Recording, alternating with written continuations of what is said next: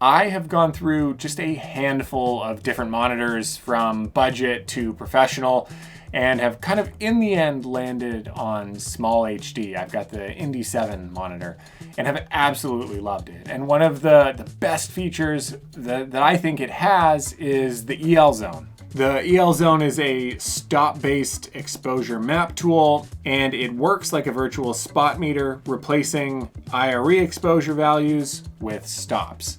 So if you've ever used kind of IRE exposure methods, you might find it a little bit difficult or not as intuitive, and that's where I think the EL Zone shines.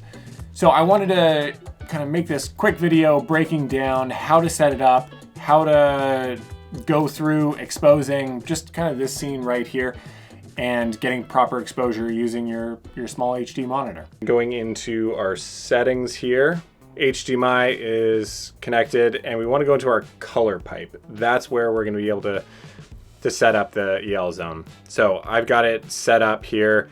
The HDMI color pipe 1. Let's just go just to show you how to do it. New color pipe. And so as this new color pipe, which is color pipe 4, we want to go into the input, make sure it's log. And next, going into the camera, I'm shooting on the Sony FX3. So click Sony, S gamut, and we're doing S log 3. And then the other two I just keep in auto.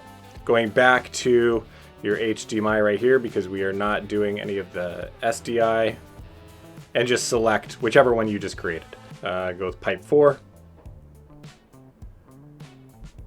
And then you are ready to go. And then so bringing that up, you want to get into your exposure assist up there. If you have not, all you need to do is create a new one, going exposure assist, and then add to page. And then once it's added to the page, come up again to the exposure assist, and then just make sure enabled. Style is EL Zone, so not any of the other ones. And you're going to show the color scale and make sure that hide labels is off. Intensity 100, and if you want to move that around, I like it where it is, but you can go to the guide location and kind of move that around, but I like it where it is. We're going to have a real life example here, show you how EL Zone works, using my wife as the model here. So you're going to want to jump into here, make sure, again, the exposure assist is on and the style is EL Zone. And again, making sure you show the color scale and you are not hiding those labels, because as you can see, you've got the dark skin tones and the light skin tones. And so looking at my wife's face here, we can see that it's a little underexposed.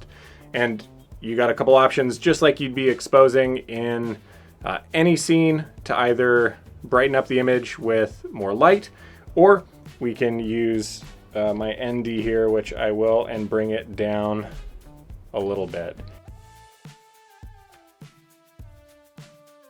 For this scene right here, I'm just focusing on, because it's more of a sit-down interview style, I'm focusing on her face, her skin tones, to make sure that those are properly exposed, and that's most important in this scene. And then the rest I'm just kind of creating however I want. So making sure the shadows look okay or not okay, and just crafting it however I want to in the background there.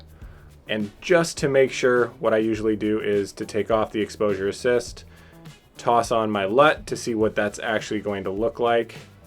Again, this is just a quick, easy way to see what the EL Zone looks like. Okay, so looking at this, the vast majority of her skin tone is just a little bit underexposed. It's at that 18%, kind of the middle gray. And again, we want to bump it up half or a full stop above. And so again, we brought down our ND, so now we need to add just a little bit on my light. So I'm turning up my light right now.